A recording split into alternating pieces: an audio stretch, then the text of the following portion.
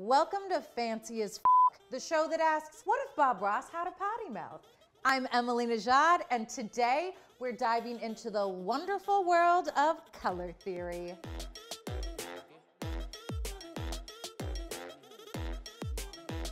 Having a basic understanding of color theory is really important because it allows you to do less with more. You don't want to have a bottle of color for every hue you're trying to make. Color theory is a little bit different when we're working with Buttercream because we're working with edible pigments. So first and foremost, you gotta start with a top quality pigment. That's why today we're working with Jelly Hues. It helps to be a little bit experimental when you're working with food dye. These are not true pigments, right? Because you can't eat paint. So all of these colors are gonna have their own quirks. Plus, we're working with Buttercream, which is never gonna be a pure white. It's always gonna have a little bit of a yellowish cast to it because it's made out of butter. Let's play with our food.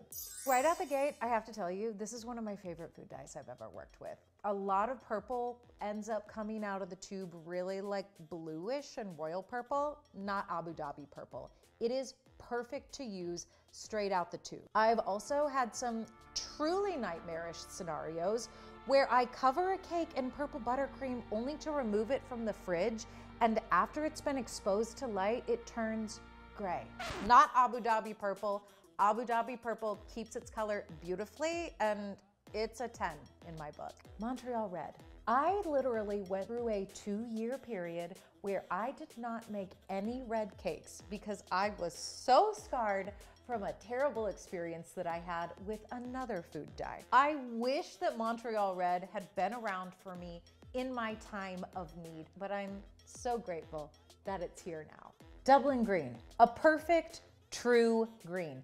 Not too much blue, not too much yellow. You are gonna get a ton of mileage out of this one, especially during the holiday season. But for spring and summer, I'm loving this minty color. It's gonna look incredible with the Casablanca Orange. Casablanca Orange. This orange gets super hot at its most vibrant hue, which I love. When we tint it up with white, we've got all these juicy, orangey, peachy gradients. Last but certainly not least, Malibu Pink.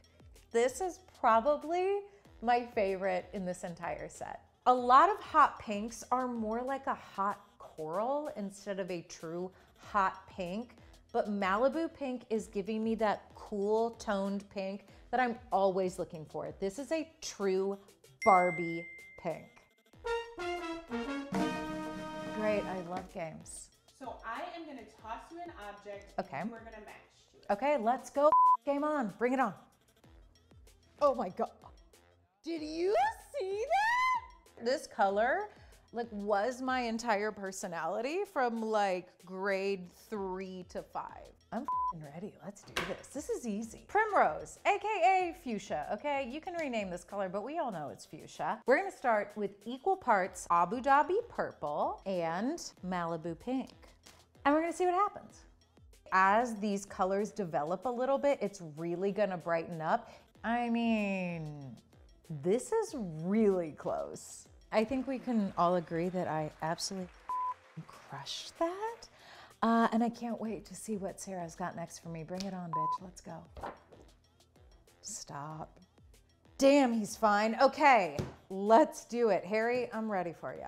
I've got some of my oranges already mixed up from our swatching. So I'm just gonna start laying these down and see what happens. Okay, I mean, already, this is the perfect orange, okay? This looks great, perfect match. I think that this hot orange that we made earlier is going to be a perfect match for his pants. No, I think a little bit more. There we go. Yeah, it's giving burnt, crispy orange. Here we go, that's Harry's pants, okay? If anyone knows a little thing about Harry's pants, it's your girl, okay? Yeah.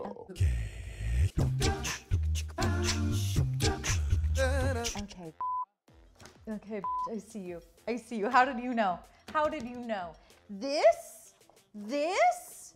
is my Super Bowl. I'm so pumped for this. It has literally taken me years to figure out how to make burgundy. I thought, okay, burgundy is just a deep shade of red, and the way that you get a deep shade of something is by adding black or gray, right? So I would add all of this black to my red buttercream, and it would just end up looking like mud. Like, I don't know what shade it was not burgundy. Let's rewind it back to kindergarten class and take a look at our color wheel. Here we have our lovely red, a primary color, which means that you can't make red out of any other colors.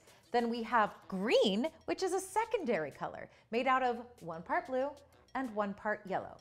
You will notice that red and green are across from each other on the color wheel, which means that they are complementary colors. For a moment, I don't want you to think of this as green.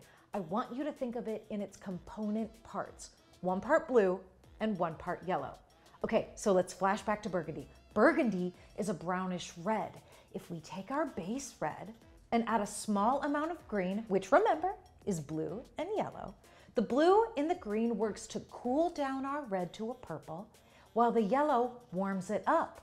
And that, my friend, is how burgundy's made. That about does it for me, my friends. I'm Emily Nejad. This has been Fancy as F***. Don't forget to like, subscribe, and tell me what you're mixing in the comments.